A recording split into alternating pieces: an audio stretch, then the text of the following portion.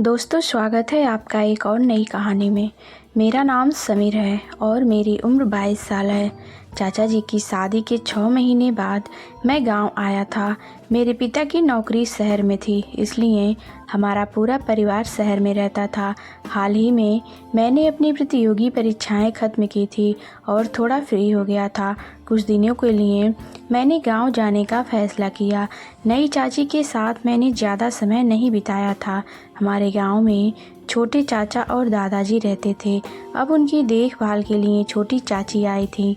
चाचा चाची की शादी को 6 महीने हो गए थे और उनकी शादी में मेरे पिताजी को ज़्यादा छुट्टी नहीं मिल पाई थी, इसलिए हमें तुरंत शहर लौटना पड़ा था।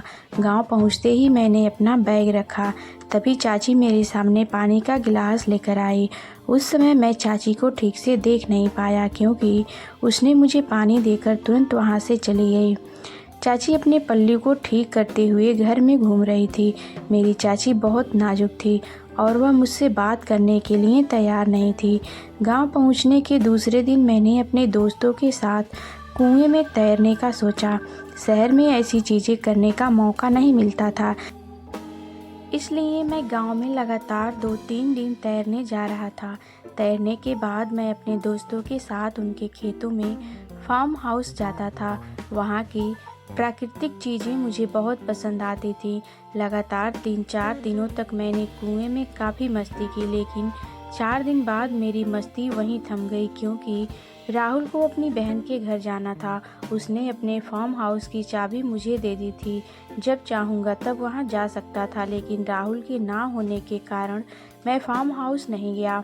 उस दिन सुबह के 10 बज गए थे, लेकिन मैं नहाया नहीं था। दादाजी ने मेरे उतरते हुए चेहरे पर ध्यान दिया और मुझसे पूछा कि ऐसा क्यों है। मैंने उन्हें बताया कि राहुल अपनी बहन के घर गया है और मुझे घर में बैठकर बोरियत महसूस हो रही थी।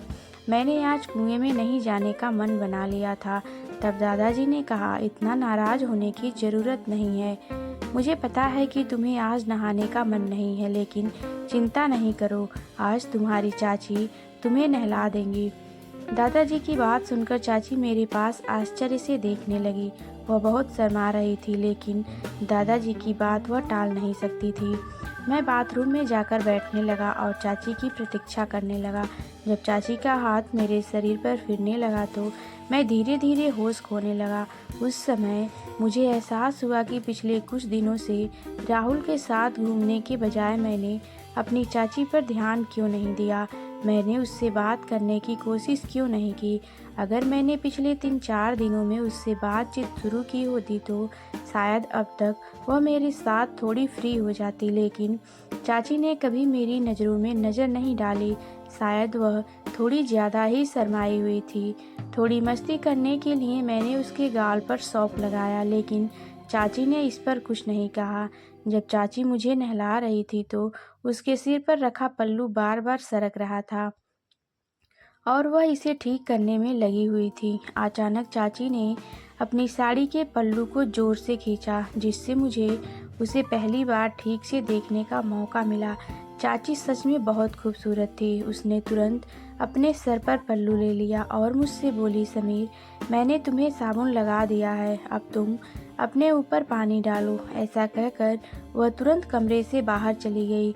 मैंने अपने आप पर पानी डाला और तौलिया लपेटकर बाहर आया। बाहर मुझे दादाजी कहीं दिखाई नहीं दिए। बाथरूम से बाहर आकर मैं चाची के सामने गया। चाची अपने कमरे में साड़ी बदल रही थी। जब मैंने उसे देखा तो वह घबरा गई और मुझसे पूछा, समीर, तुमने पूरे कपड़े क्यों नहीं पहने?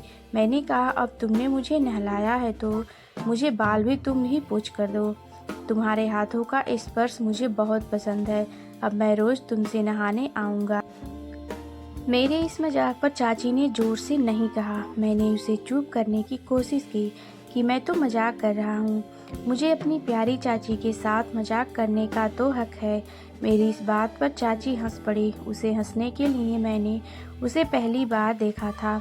जब मेरे बाल सूखने लगे तो चाची अपने कमरे से बाहर जाने लगी। तब मैंने उसका हाथ पकड़कर पूछा, तुम इतनी थकी हुई क्यों लग रही हो? सब कुछ ठीक है ना? मेरे इस सवाल पर चाची कुछ नहीं बोली और वहाँ से चली गई। उसी रात मुझे चाची के कमरे से उसके चिल्लाने की आवाज़ें सुनाई दी। चाची का कमरा ठीक मेरे कमरे के पास था। दादाजी का घर में एक खास कमरा था और कभी-कभी वह टेरेस पर सोते थे। शायद इसीलिए दादाजी को चाची की आवाज़ नहीं सुनाई दी, लेकिन मैं उनकी चिल्लाने की आवाज़ सुन रहा था। मैं अपने कमरे से बाहर निकला और चाची के कमरे में झांका।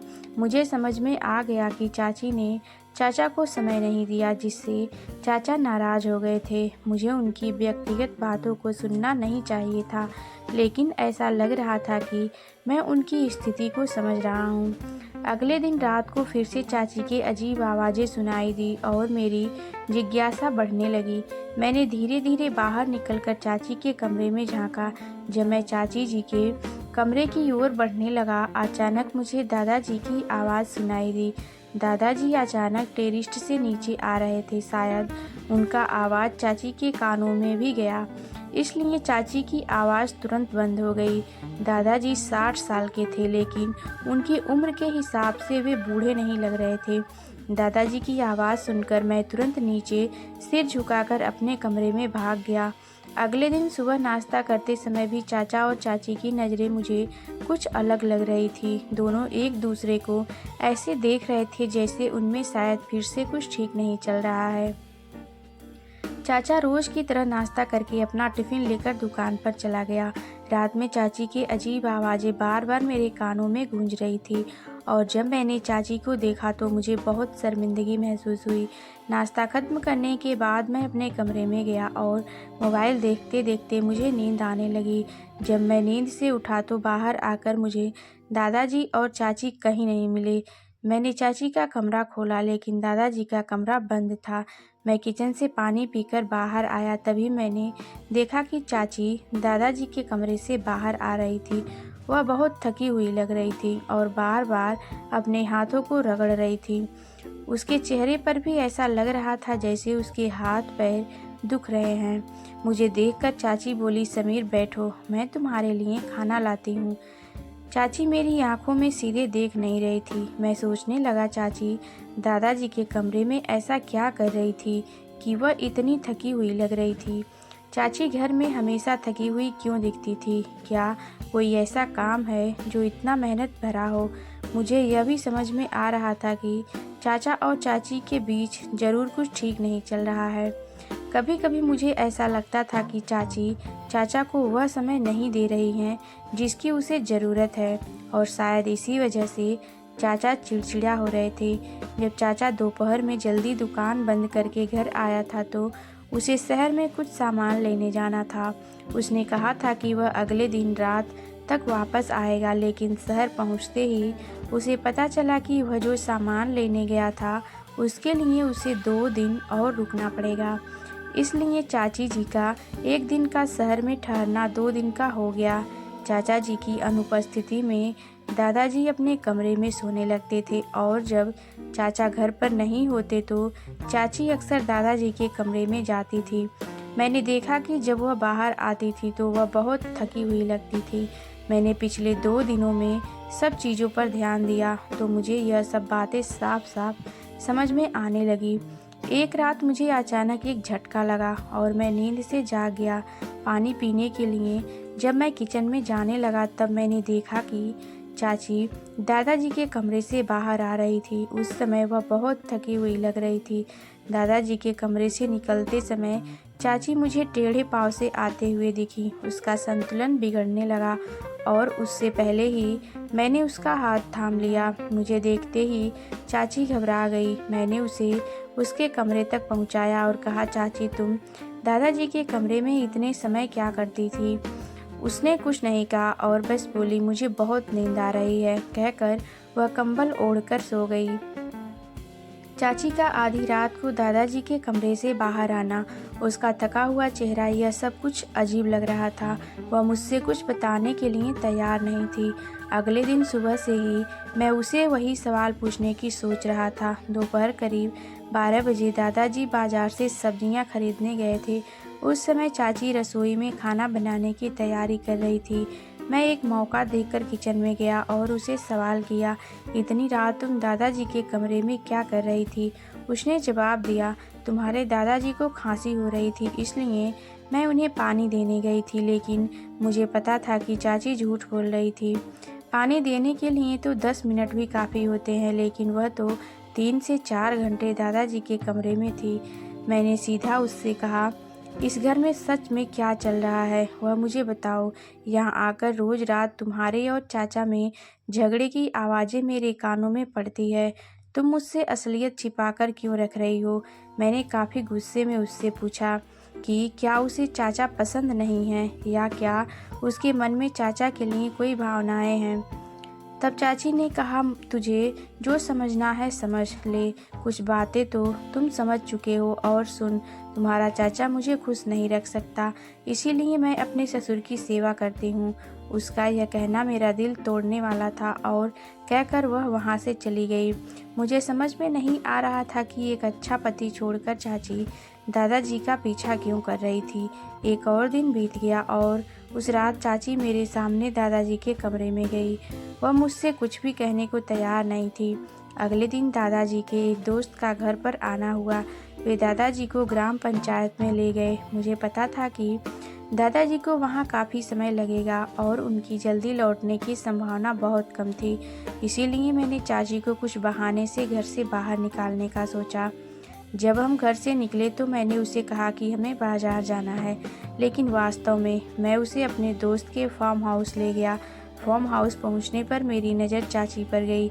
वहां हम दोनों अकेले ही थे। चाची मुझसे पूछने लगी, तू मुझे यहाँ क्यों लाया है? मैंने उसे मीठे बोलों में कहा कि मुझे पता था कि घर पर रहते हुए तुम कभी भी सच नहीं बोलोगी, इसीलिए मैं तुम्हें यहाँ लाया हूँ। अब मुझे सच सच बता कि तुम्हारे और दादाजी के बीच क्या चल रहा है। क्या तुम सच में चाचा से खुश नहीं हो, या कोई और बात है? मैंने यह सब कहते ही देखा कि चाची ने मेरा हाथ पकड़ लिया। वह अचानक से मेरे करीब आ गई और बोली, समीर, तुम बेवजह ज़्यादा सोच रहे हो। मैंने तुम्हें एक बार कहा था कि इसे मान लो। तुम काफ़ी दिन से गांव आए हो तो यहाँ की बातें समझने के बजाय जल्दी से अपने घर लौट जाओ, नहीं तो तुम्हें भी तुम्हारे दादाजी की तरह मेरी सेवा करनी पड़ेगी। दादाजी को मेरी और बाकी लोगों की सेवा करके बहुत आनंद आता है। जैसे उन्होंने मुझसे तुम्हें स्नान कराने के लिए कहा था, उसी तरह वे मुझे तुम्हारी अनचाही सेवा करने के लिए भी कहेंगे। अगर तुम यह सब मानने को तैयार हो तो तुम यहाँ ज़्यादा दिन तक रह सकते हो। चाची की बात सुनकर मैंने उसके करीब जाकर कहा, अगर तुम्हें कुछ बातें मान्य हैं तो मुझे क्यों नहीं? मैंने उसे एक अलग नज़र से देखा। मेरी नज़र देखकर चाची ने मुझसे मुंह मोड़ लिया और वहाँ से चली गई। वह फिर भी मुझसे सच नहीं बोल रही थी। मुझे समझ में आ गया था कि चाची कुछ छुपा रही थी। मैंने ठान लिया कि मुझे चाची पर नज़र रखनी है। उस दिन जिस तरह मैंने उसे फार्म हाउस पर बुलाया था, उसी तरह मैंने उसे घर पर छोड़ने का फैसला किया। मैंने कहा कि मैं अपने दोस्त के पास जा रहा हूँ और शाम को लौटूंगा। राह में मेरी मुलाकात दादाजी से हुई। तब मैंने उन्हें भी बताया कि मैं शाम को घर देरी से लौटूंगा। मैंने जानबूझकर चाची और दादाजी को अकेला छोड़ दिया। जब दादा घर पहुंचे तो मैंने आधे रास्ते से वापस मुड़कर घर की ओर बढ़ा। उस दिन दोपहर के 2 बजे से लेकर शाम के 7 बजे तक मैं घर पर नज़र रखे रहा। मैंने देखा कि दादाजी और चाची के बीच घर में क्या हो रहा है। मुझे पता चला कि पूरे दिन में उनके बीच में क्या क्या बातें होती थीं। रात के 8 बजे मैं वापस घर आया। रोज़ की तरह मैंने शांति से जीवन बिताया और जल्दी सोने का नाटक किया। जब मैं अपने कमरे में गया तभी मैंने देखा कि दादा किचन में हाथ धोने गए और मैं धीरे धीरे दादाजी के कमरे में घुस गया। वहाँ मैंने छिपकर बैठने का सोचा। करीब 1 घंटे बाद चाची दादाजी के कमरे में आई। कुछ ही देर में मैंने देखा कि चाची दादाजी के पैरों की मालिश कर रही थी। दादा उसे बहुत तिरस्कार से बात कर रहे थे, मानो उसे नौकर की तरह रख रहे हों। लगभग 2 घंटे तक चाची दादाजी के पैरों की मालिश करती रही। मैंने उनके बीच की सारी बातें देखी और सुनी।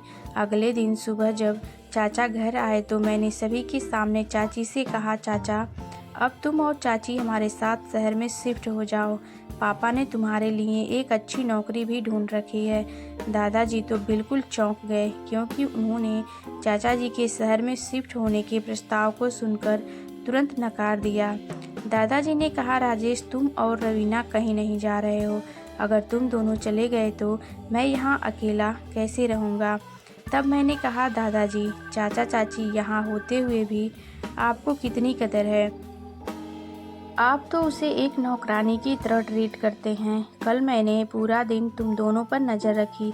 चाचा जी को जो समय चाहिए वो चाची उन्हें नहीं दे पा रही हैं और आप दोनों में हमेशा लड़ाई होती रहती है। मैंने यह सब कुछ समझ लिया है। दादाजी, आप चाची को दिन भर काम में व्यस्त रखते हैं। 4-4 घंटे वह सिर्फ उनके पैरों की मालिश करती हैं। जब रात होती है तो वह थक जाती है और चाचा जी को समय नहीं दे पाती। ऐसे में वे दोनों में झगड़े क्यों नहीं होंगे। यहाँ आकर मैं उनके झगड़ों की आवाज़ सुनता रहा हूँ। अगर आपको अपनी बहू की कोई कदर नहीं है तो फिर उसे पास रखने का क्या फ़ायदा है। जब आपने सुना कि चाची और मैं शहर जाने वाले हैं तो आपकी आंखों में आंसू आ गए। दादाजी ने कहा, समीर, मुझे माफ़ करो। इसने इस गरीब घर की लड़की से शादी की है, इसलिए मैं बहुत गुस्से में था। वह 1 रुपया का दहेज लेकर नहीं आए, इसलिए मैंने उसे नौकर की जैसे ट्रीट दी। मैंने जानबूझकर उसे दूर रखा ताकि वह थक जाए और रात को उसे समय ना दे सके, जिससे तुम दोनों में झगड़े होते रहे। मैंने अपनी बच्चे की खुशी में बाधा डाली। अब जब समीर तुम दोनों को शहर ले जाने की बात कर रहा है तब मुझे समझ में आया कि तुम दोनों की कितनी अहमियत है, खासकर चाची की। चाचा जी, चाची ने दादाजी को माफ़ कर दिया क्योंकि उन्हें अपनी गलती का एहसास हो गया था। दादाजी के प्रति चाची का तकरार नहीं थी क्योंकि वह उन दोनों के बीच फूट नहीं डालना चाहती थी। वह सोचती थी कि शायद एक दिन दादा उसे समझेंगे। चाची ने अपने ससुर की गलती छुपाकर रख ली थी, लेकिन उन्होंने दादाजी की गलती मुझसे छुपने नहीं दी। जब मैंने दादाजी के व्यवहार की बात समझी तो मैंने चाचा जी को फ़ोन किया और सब कुछ बता दिया। मैंने बताया कि चाचा जी को समझाना महत्वपूर्ण था। मेरे कहने के बाद चाचा जी ने मेरी बात मान ली ताकि दादाजी को उनकी गलती का एहसास हो सके। उसके बाद से दादाजी ने अपनी बहू को बहू का दर्जा देने लगे। उन्होंने चाची की गरीबी की याद दिलाना बंद कर दिया क्योंकि उन्हें समझ में आया कि चाची की सुंदरता और उसके बड़े दिल का उसकी गरीबी से कोई संबंध नहीं है। दादाजी ने समझा कि किसी की सुंदरता उसके व्यवहार और बातचीत में नहीं होती है, ना कि उसके पास कितने पैसे हैं। इसलिए किसी को पैसे से मत आंकना, बल्कि उसके स्वभाव और व्यवहार को देखकर समझो।